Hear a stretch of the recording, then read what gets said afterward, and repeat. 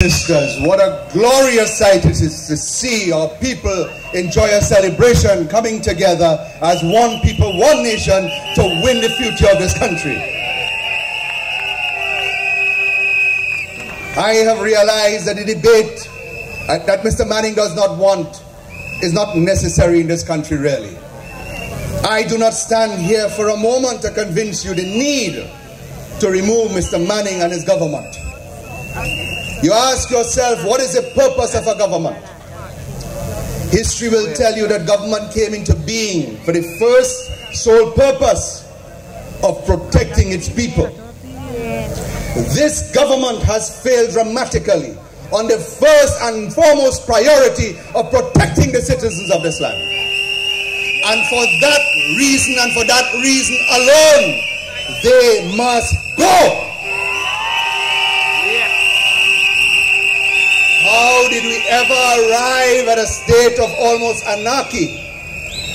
We seem to have become almost numbed by the senseless murders and the crimes of rape and robbery that hits every home, every community, and indeed all of our beautiful land.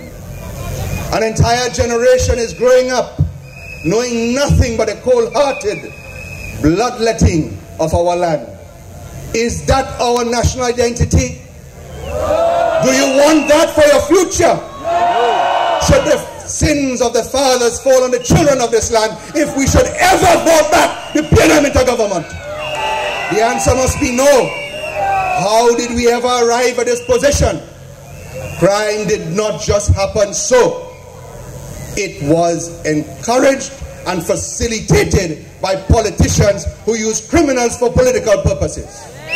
And I do not make these statements lightly.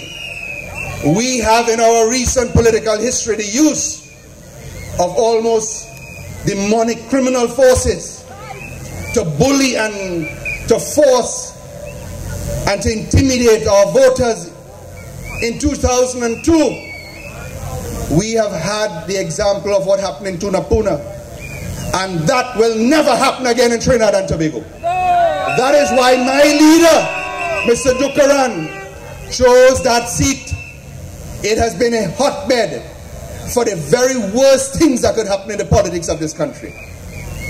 When politicians like Mr. Manning could cut deals with Abu Bakr, and Mr. Abu Bakr could go on affidavit and say that I cut a deal with this man for political gain, and we have had no criminal investigation to the extent of any prosecution on that, you ask yourself, how did we arrive at this position where Mr. Bakr could get a priority bus pass and my leader can't get one?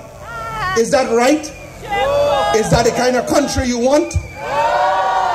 Well, I tell you, and let me not talk to my beloved members of the People's Partnership who already know what they must do on the 24th of May. I cast this message on onto those who do not yet understand the wickedness that they will perpetuate on their very children if they should ever put God out of their mind and vote the PNM back into government. This country is a great country waiting to happen. And the opportunity is with us tonight. It is with us tomorrow, and it certainly will blossom on the 24th of May. This country can be fixed.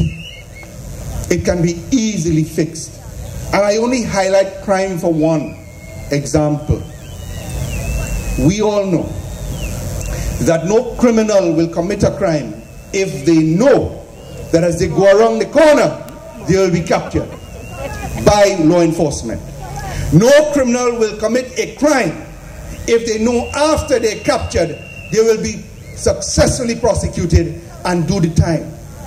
But we have allowed, that is the PNM, they are our government and they have to be removed because they have allowed a sense that you could do what you want and get away with it. The latest example that our young children look up to see the total destruction of all that is good and right in this country is the terrible levels of corruption, where Mr. Hart is treated as a national hero by our Prime Minister, where he is treated as a person to be respected, to be given facilities at our airport, a VIP treatment. That can't be right, And it is our duty to fix it. Let me just move forward a little bit.